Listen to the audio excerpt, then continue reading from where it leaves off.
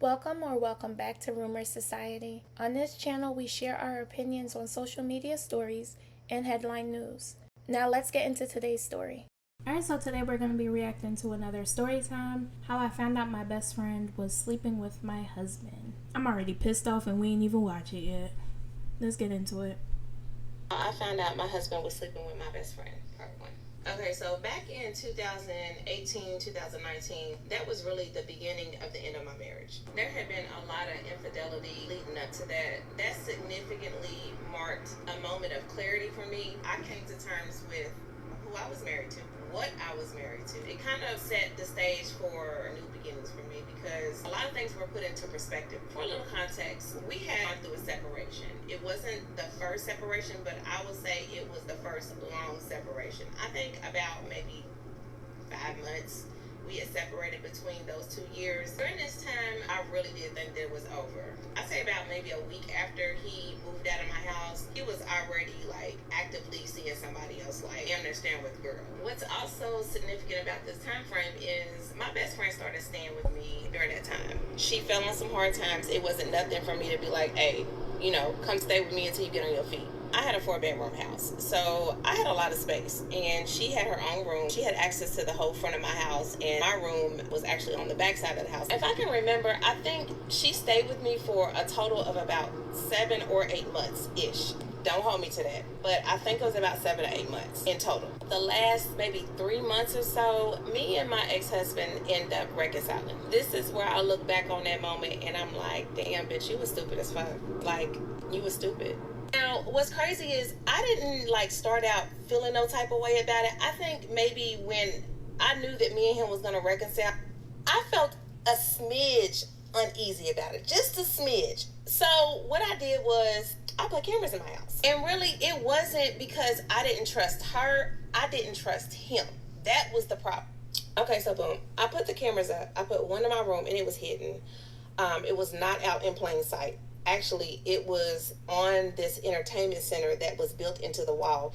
It was behind a picture, but the picture had a little piece that was cut out, and I put the camera behind it. So the camera view actually had where you can come into my room. It had my entire room. You could see my entire room. There was nothing besides the closet, but you had to walk past the view of the camera to even get to the closet. So I could actually see my entire room. The other camera I put was in the living room. Now I had an entertainment center that was my TV was set up on, but at the time that TV was actually put in one of my kids' rooms, and so it was just an entertainment center. So I had some flowers and just decor on top of that. So I put the second camera inside one of my plants, and I had the camera turned towards the hallway that you had to walk down. So essentially you had to come out of the kitchen, and there's a slight little turn, and then there's bedroom to the side, bedroom right there, and then you go a little bit and there's a bedroom right next to that one. Across from that is the other full bathroom. So it wasn't all up in the kids' rooms or all up in her room. It was just really the view of the hallway. And if she had her door open, I could actually see kind of partially into her room. Not where her bed was, because her bed wasn't by the door. But I could see if somebody was to walk in that bedroom or come out. Like I said, the cameras were not for her. The cameras was because I really did not trust him. Okay, so we got through that. Keep that in your back pocket. She ends up moving out. She was only there for maybe 2 or 3 months when he came back. So she ends up getting on her feet. She moves out. Okay, so boom. Fast forward. Nothing ever went down that I was aware of. I told y'all this was going to be long. All right, so that's the part 1. We're going to get into part 2, but the whole time she was talking, I was just thinking, your first mistake was staying with him after he cheated the first time. Clearly, infidelity was a big issue in their marriage because it led to them separating for a while. This man is probably a serial cheater. They were married. She said they have kids. She decided that she wanted to give her marriage another try. The fact that you had to put cameras throughout your room, as well as a camera facing the hallway, whatever the case may be, you clearly didn't trust him. How could this marriage continue when there's no trust? And I'm not saying she's wrong for not trusting him. Reconciling probably wouldn't have been the best thing because the trust wasn't there. All right, y'all, let's get into her part 2. Story time, how I found out my husband was sleeping with my best friend, part 2. Okay, so picking up where we left off, she moves out, and me and my husband, we continue life. we carry on. Everything is not good. We are still actively together, but when there's a lot of infidelity in marriages, I mean, things just never really are the same. I tried to, reconcile with him. I wanted to keep my family together. I gave it 1,000%.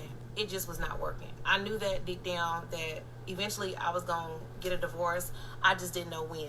And I had to get the strength to, actually go through that process. Yeah, I ended up she probably wasn't ready. Out of the city to a small town, not too far, but it was a good distance away. And of course he came with me. I was still trying to save my marriage. He was there for probably about a month and a half, 2 max, and shit hit the fan. He had to go.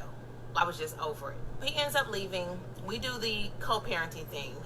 That's one thing I was really big about. No matter what we went through, I still wanted him to be active in the kid's life. I did not want our personal stuff to affect either one of our relationship with our kids. So I tried to navigate that the best way I could. He made it damn near impossible for me. There's a lot of things that happened. That's a whole nother story time. We don't get into that. So during this time of me trying to, put the pieces of my life back together, get back on a good page mentally, emotionally, and spiritually with myself, I can be a better mother for my kids. Because if we ain't okay, kids is not okay. Yep. That's just that. True. So my best friend, she was my cheerleader. She was cheering me on. She was there for me when I had my breakdown, to witness all of the bullshit that was going on. And he was putting me through the financial abuse, emotional abuse, manipulation of the kids and things like that. She was there. She was always supportive. Moving forward, I think we were split up that time for about 7 or 8 months, somewhere around there. It was almost a year. I was, trying to get out here and mingle and whatnot. I met somebody. I was very apprehensive about dating anyone because I hadn't been with nobody in 10 years besides him. It was hard for me to take that step, but I tried it. Ultimately, it didn't work out. Thankfully, though, I was able to end things with him before it got real serious because he was full of shit. Here's the part where things start getting interesting. I had shared some things with her. There was a specific situation that had happened which ultimately led me to dismiss him. We're gonna come back to that. Over this, I say year or whatever, me and my ex-husband, we did try one more time. It was very short-lived, 2-3 weeks max. He came back home. Our intuition is so strong, and I think during that time my discernment was getting a little bit more defined. I had a really odd feeling about him when he came back, and I could not be intimate with him whatsoever. I just could not go there. It led to a big blow up. It was something about it. I just could not go there with him. I'm talking to my best friend. We're checking in. We're doing what we normally do. We go out, we hang out, we talk on the phone, and I'm sharing with her everything that's going on. So I remember this one particular time I had talked to her and I was like, bitch, I think this fucker got something installed on my phone. And she was like, why you say that? And I'm like, because it's like he knows what the fuck I'm doing. My ex were not really on good terms. He would come and get the kids for the weekend. I was still allowing that. Anytime that he wanted to pick them up from school or take them to daycare, I would allow it. Anytime that he would communicate with me, it was almost like he would know what I was doing. He wouldn't come out and say it just flat out. He would just kind of hint around to certain things that I was doing. And I'm thinking, did he put something in my house? Because something is up. Every time I talk to this fool, he makes these little comments about things that are going on. Weird. It's hard for me to describe it, but it had me kind of paranoid. I went through my entire house. I was looking everywhere. I done went up in the vents. I done flipped mattresses. I done looked in closets. I done looked through all my stuff, my drawers. I done downloaded some stuff on my phone to clean it up just in case, because I really didn't know and I couldn't understand where the fuck it was coming from. He would make little other comments about things that I have expressed to my best friend. He didn't repeat actual conversations. Let's get that clear. It was like he was just dropping little hints. And I would pick up on it. I'm like, I never put the two together initially. I did not connect the two. Me and him had got into it this one time, real bad, about my children being exposed to stuff that they weren't supposed to be exposed to while in his care. So I had put a pause on the visiting, right? He was upset. One thing that he does is whenever he cannot have his way with me, or whenever I don't give him the reaction that he wants to have from me, which is my attention, he goes extreme aggression back to being nice. He'll threaten, and then he'll be nice. I know this pattern with him. It will say the most horrendous things to me. And it would just solely be to hurt my feelings. I got a text from him. Did my phone. I seen that it was his name. And I just didn't even bother. I finally decided to pick up my phone and read what he said. I don't know what it was, but I didn't read all of it. He was talking about, I need to watch who I call my friends. She wearing tight stuff. She was naked in front of me, and I could have fucked her, and I just might, or something like that. I completely dismissed the message, because I'm like, here he go with his normal shit that he do, which is try to say some shit just to hurt my feelings. So I dismissed it. Next thing I do is I go home. On the way home, I hit my bestie up. I'm like, hey bitch, what's up? She was like, shit. I'm like, I never believe what this fucker said. She's like, what? So I begin to reread the message to her. It said something about when she was living with you, I could have fucked her. She told me a whole bunch of shit about you.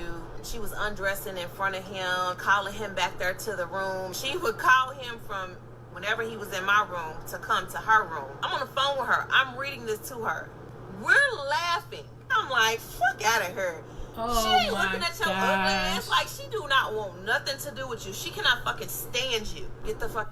It's the fact that she was laughing. The friend was laughing. Girl, what? Like this shit, he's lying. We talked about it for a nice little amount of time, her and I, and we cut up and laughed and kikied about it and shit like that and talked our shit. She claimed to be so disgusted. She's like, I spit it in his face when I see him. Because I would too. Like, how the fuck he gonna say some shit like that, like, about you? Why you? You know what I'm saying? Like, I know you would never do me like that. I know that. This is my ace coon boom, my day one.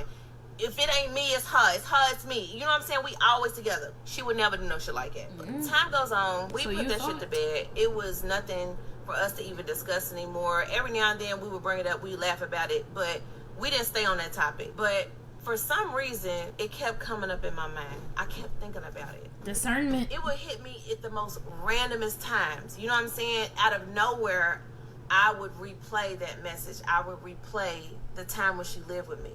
Okay, y'all, I'm so sorry to cut this off, but I gotta get back to work. So, girl, that man was trying to spoon feed her information. I don't know if it was his conscience or maybe he just like messing with her. He was definitely spoon feeding her stuff. Imagine she's sitting here thinking she kicking it with her homegirl. They best friends. They sharing information. Whole time her best friend pillow talking with her man. It's one thing to be a low down dirty dude. It's another thing when it's a woman, especially somebody that you're close with. Trifling. Alright, y'all, so this is her final part, her part 3. Let's get into it. Picking up where I left off, I kept thinking about it. It would come up at the most randomest moments. It was fucking with me. Her birthday was coming up. Usually we celebrated our birthdays. If not together, we would always do something, kind of big on each other's birthday. But because I'm in this type of a mind frame, I really wasn't feeling it. I didn't end up participating in her birthday shindig. It was some other stuff that was going on too that had absolutely nothing to do with that whole situation. Mentally, I just was not able to go through with anything. Although me and her kept in contact, it was kind of spotty.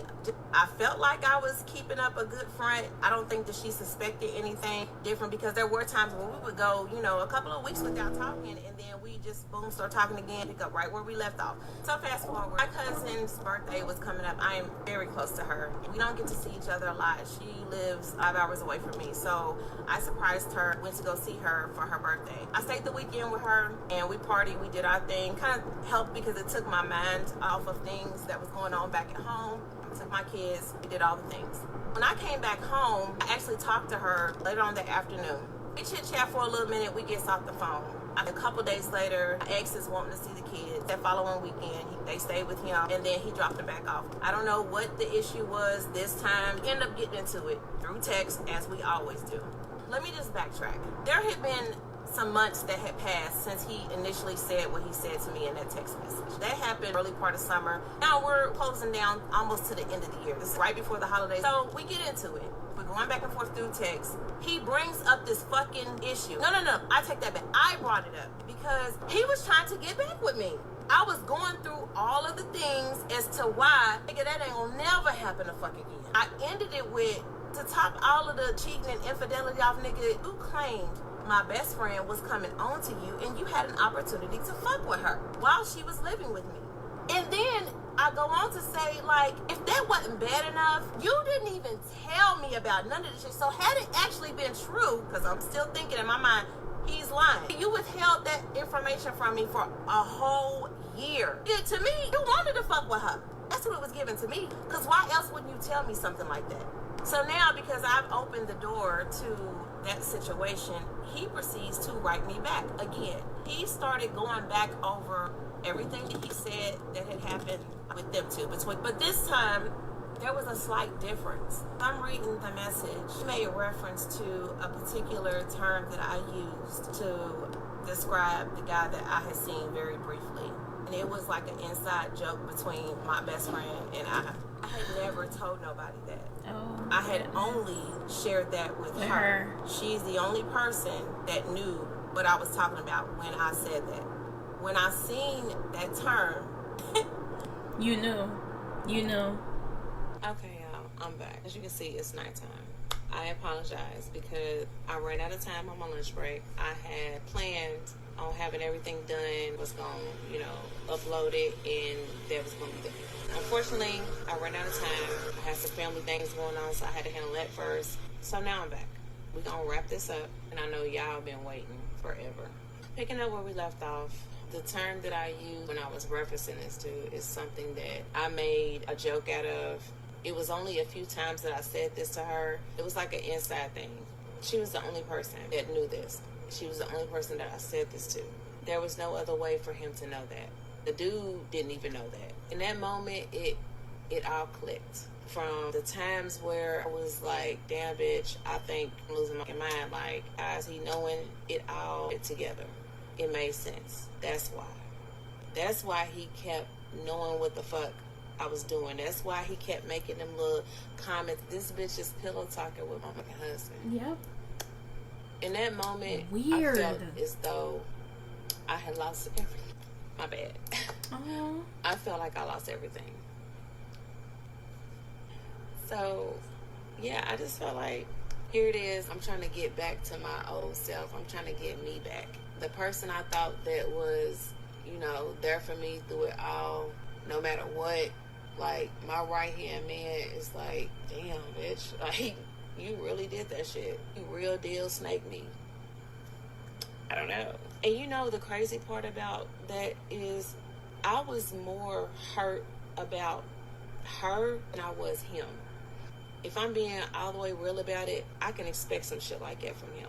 Because that's what the fuck he's shown me for all these years. He's been doing it. But yeah. I ain't see that coming. I ain't see it coming. I didn't say nothing to her.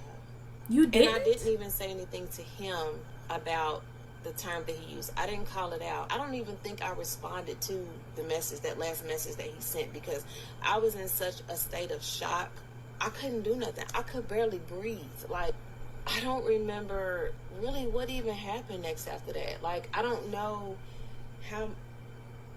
even know what I did the next day, because that's just a blur. That's how fucking out of it I was.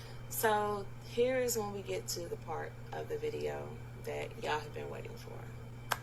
And before I go there, I want to just say this. When I initially made that little video, the little song and stuff like that, it was off the back of this situation, but I put a little spin on it, which was the part where I said that I sent her the roses and a card addressed from my husband. That's how I confirmed it. Well, that part didn't happen.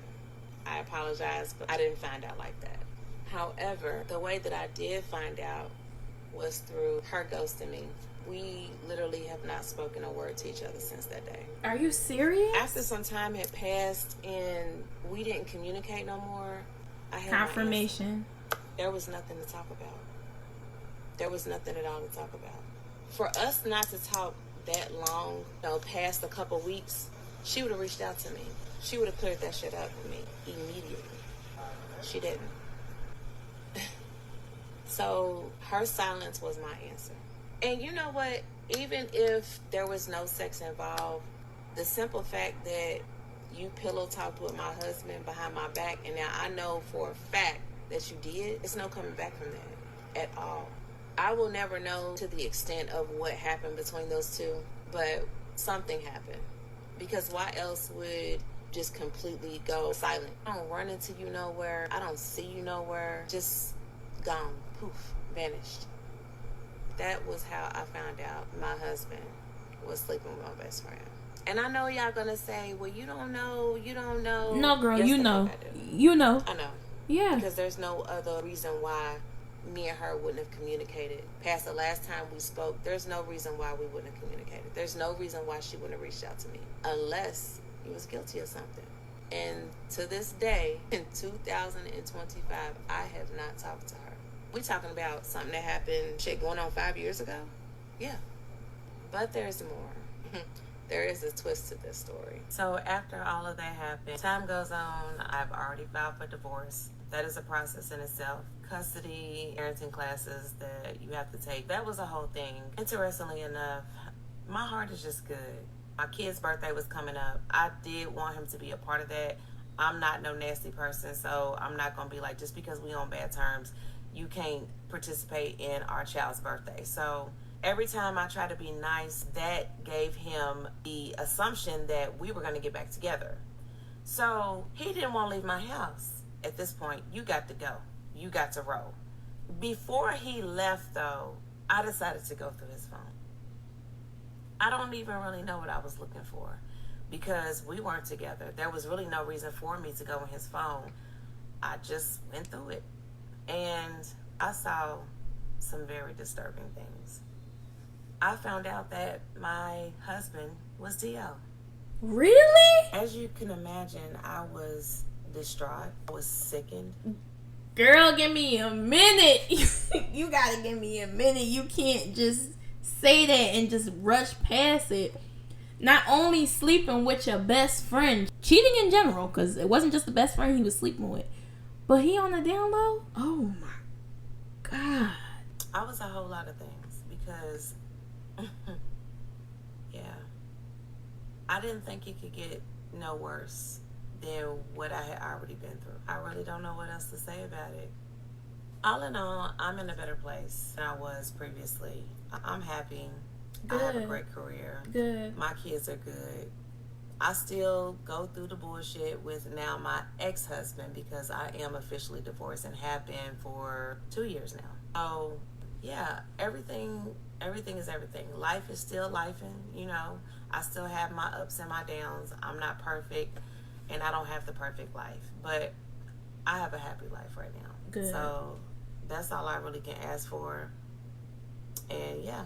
One thing about it, man, half the times we think we know somebody, we really do not know them. You could really be sleeping with the enemy and you just don't know. She seemed to be really cool. Like, she's clearly giving, especially helping out her friend. You know, her friend was staying with her for, I think she said, up to 7 months. Here she is trying to look out for her friend. Her friend thanked her by sleeping with her man and pillow talking. Some people just don't have a loyal bone in their body. Half the times they don't even want the man. They just want what the other woman had. A lot of times people are cowards too. They could never come and say, you know what, I was wrong, I apologize. Let me just clear the air. I don't know what he told you, but this is what happened. The fact that her best friend went ghost should tell her everything she needed to know. People will allow envy to eat them alive. So much so they are willing to ruin every single relationship just so they can have something else someone else has. Her putting up the cameras, it was her intuition. Her mind already knew what her heart just would not accept. Now I'm wondering, since she told this story time, I wonder if the friend will reach out to her and say anything.